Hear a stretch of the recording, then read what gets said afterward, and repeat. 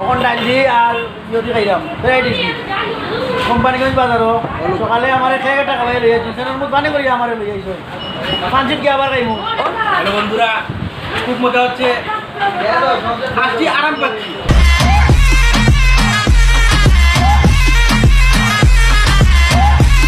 Hello WhatsApp guys, আজকে আমরা যেরকম ভোলাগঞ্জ সাদাপাথর অনেকে আমরা চাইছেন যে ভোলাগঞ্জ সাদাপাথর কেমনে যায় কিভাবে যায়, আজকে আমরা ব্লগ বানাইছি আপনারা দেখাইমু। আর আমরা সব বন্ধু বান্ধব আছি। Hello hello hi baby hi.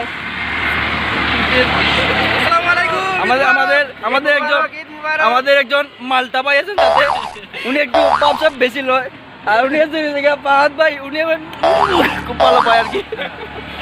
ওই যে আছে সুজন ভাই, ওই যে আছে ইয়ে ভাই গীতা আব্দুল্লাহ ভাই, আর কে আমাদের একমাত্র এলাকা ফার্মের মুরগি নাই টাইম বালা মানুষ, দেশি মুরগি মানে বিবাহিত ভাই। আর ওই যে আমাদের ফেলটুস ওই যে গরু বাইকার এর একটা পরিচয় দেওয়া দরকার, এর কিতা দেওয়া দরকার, এই এলাকার দুর্নীতিবাজ অফিসার, এই এলাকার শিক্ষিত গুলা পায় মানে নামে আর কি, কোনো কামে নাই। ওকে ওকে গো।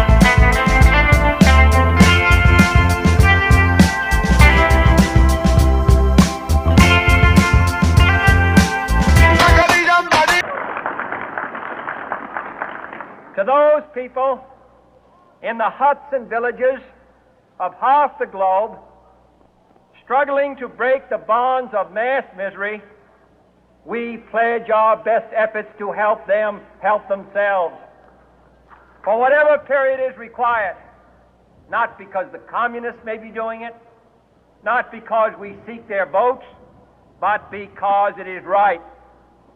If a free society cannot help the many who are poor, it cannot save the few who are rich.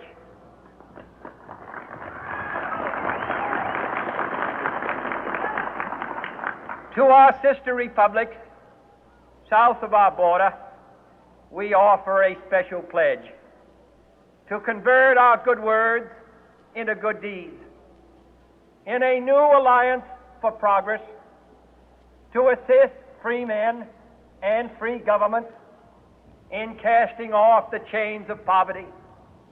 But this peaceful revolution of hope cannot become the prey of hostile powers. Let all our neighbors know that we shall join with them to oppose aggression or subversion anywhere in the Americas. And let every other power know that this hemisphere intends to remain the master of its own house.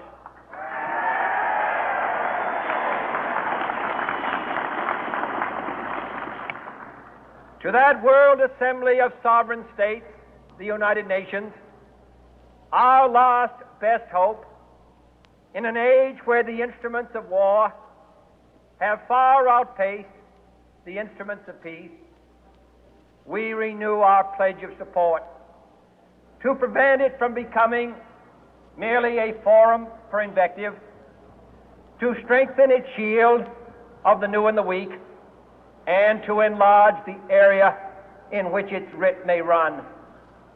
Finally, to those nations who would make themselves our adversary, we offer not a pledge, but a request that both sides begin anew the quest for peace. Before the dark powers of destruction, unleashed by science, engulf all humanity in planned or accidental self-destruction, we dare not tempt them with weakness, for only when our arms are sufficient beyond doubt can we be certain beyond doubt that they will never be employed. But neither can two great and powerful groups of nations take comfort from our present course, both sides overburdened by the cost of modern weapons, both rightly alarmed by the steady spread of the deadly atom, yet both racing to alter that uncertain balance of terror that stays the hand of mankind's final war. So let us begin anew, remembering on both sides that civility is not a sign of weakness, and sincerity is always subject to proof. Let us never negotiate out of fear, but let us never fear to negotiate.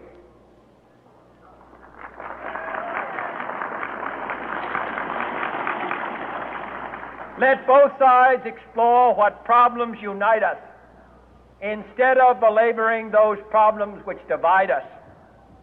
Let both sides, for the first time, formulate serious and precise proposals for the inspection and control of arms, and bring the absolute power to destroy other nations under the absolute control of all nations.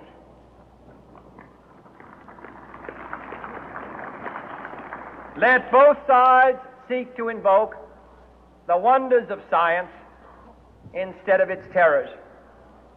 Together, let us explore the stars, conquer the desert, eradicate disease, tap the ocean depth, and encourage the arts and commerce. Let both sides unite to heed in all corners of the earth the command of Isaiah to undo the heavy burden and let the oppressed go free. and, if a beachhead of cooperation, may push back the jungle of suspicion, let both sides join in creating a new endeavor, not a new balance of power, but a new world of law, where the strong are just and the weak secure and the peace preserved.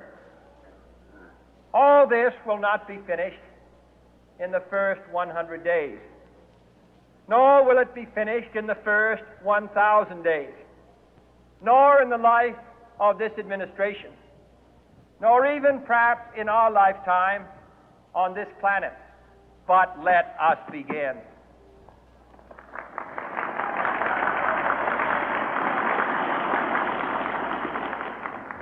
In your hands, my fellow citizens, more than mine, will rest the final success or failure of our course.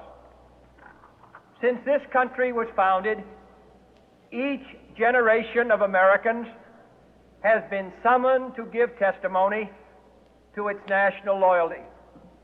The graves of young Americans who answered the call to service surround the globe. Now the trumpet summons us again, not as a call to bear arms, though arms we need, not as a call to battle, though in battle we are, but a call to bear the burden of a long twilight struggle, year in and year out, rejoicing in hope, patient in tribulation, a struggle against the common enemies of man, tyranny, poverty, disease, and war itself. Can we forge against these enemies a grand and global alliance, north and south, east and west, that can assure a more fruitful life for all mankind? Will you join in that historic effort?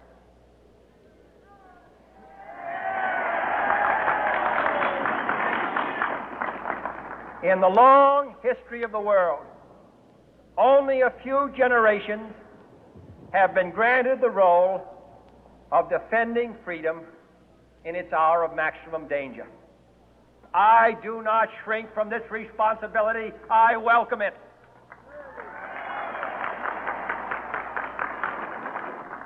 I do not believe that any of us would exchange places with any other people or any other generation. The energy, the faith, the devotion which we bring to this endeavor will light our country and all who serve it. And the glow from that fire can truly light the world. And so, my fellow Americans, ask not what your country can do for you, ask what you can do for your country.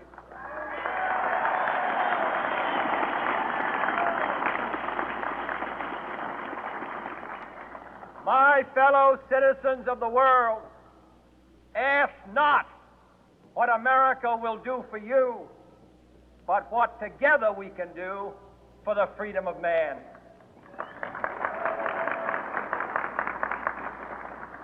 Finally, whether you are citizens of America or citizens of the world, ask of us here the same high standards of strength and sacrifice which we ask of you.